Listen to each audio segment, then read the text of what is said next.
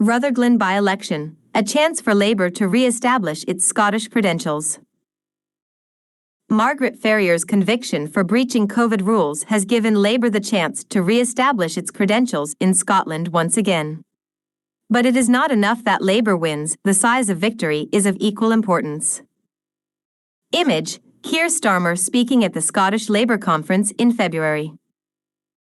A by-election in Rutherglen and Hamilton West offers Sir Keir Starmer's Labour Party the perfect opportunity to re-establish its electoral credentials in Scotland. Overturning the SNP's 5,000-vote majority is essential if Labour has any realistic hope of an outright win at the next general election. The event will highlight the major fault lines that crisscross contemporary Scottish politics, divisions that also appear within political parties. Established in 2005, Labour first lost the constituency in 2015 when the SNP, led by its new leader Nicola Sturgeon, won all but 3 of the country's 59 Westminster seats. Labour's collapse was spectacular, losing 40 of its 41 seats. Regaining the Rutherglen seat in 2017, albeit by the slender majority of 265 votes, Labour might have thought its Scottish woes were behind it, but the national picture was bleak. The party, humiliated by the SNP 2 years before, now found itself falling behind the Conservatives in both votes and seats for the first time since 1955. The 2019 general election added insult to Labour injury. Fewer than 1 in 5 voters in Scotland supported the party, less than half the proportion of a generation before. Voters drifted back towards the SNP both nationally and locally, with Rutherglen reverting back to Margaret Ferrier, its MP until her 2017 defeat. It is her conviction and a community service order for breaching rules during COVID that led first to her suspension from the Commons and then the recall petition that brings us to this reckoning with the electorate. Under scrutiny will be the record of the Scottish Government, with its detractors arguing that failures in public health and education are the result of Holyrood's mismanagement, rather than failings at Westminster. The SNP candidate will be scrutinised about their personal loyalty towards the party's seemingly multiple factions emerging since Nicola Sturgeon's surprise resignation.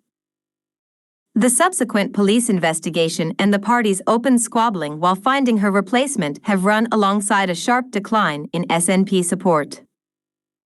A 26-point SNP lead over Labour at the 2019 general election has evaporated.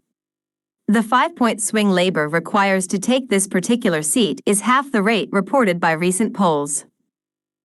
To avoid defeat, the SNP will hope to elevate the constitutional issue of independence above other distractions. But with the prospect of a second referendum retreating, while disputes within pro-independence camps are growing, this is not going to be an easy campaign defense to manage.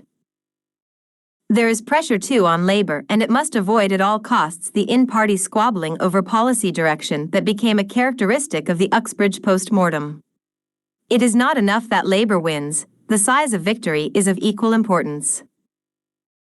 Its recent experience last month of the contrasts made between a massive victory in Selby and Ainsty, the second highest swing in a Conservative seat, and the failure to capture the on-paper easier target of Uxbridge and South Ruislip, shows the yardstick for judging Labour success is tough. But there's a good reason for that. Labour's performance in 2019 was not just bad in Scotland. Starmer needs to outperform Tony Blair in 1997 to enter Downing Street without the need for parliamentary support from other parties. Blair and his Labour predecessor, Harold Wilson, owed their majorities to a phalanx of support elected from Scottish constituencies.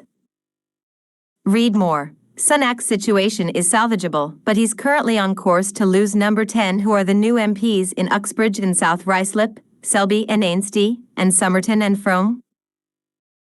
The swing towards Labour in Rutherglen and Hamilton West has to be large enough to ease the pressure on the party's effort to secure wins in southern England. On current boundaries, a 5-point swing brings 15 SNP seats into view. A less than 9-point swing sees more than twice that number of seats reverting to Labour.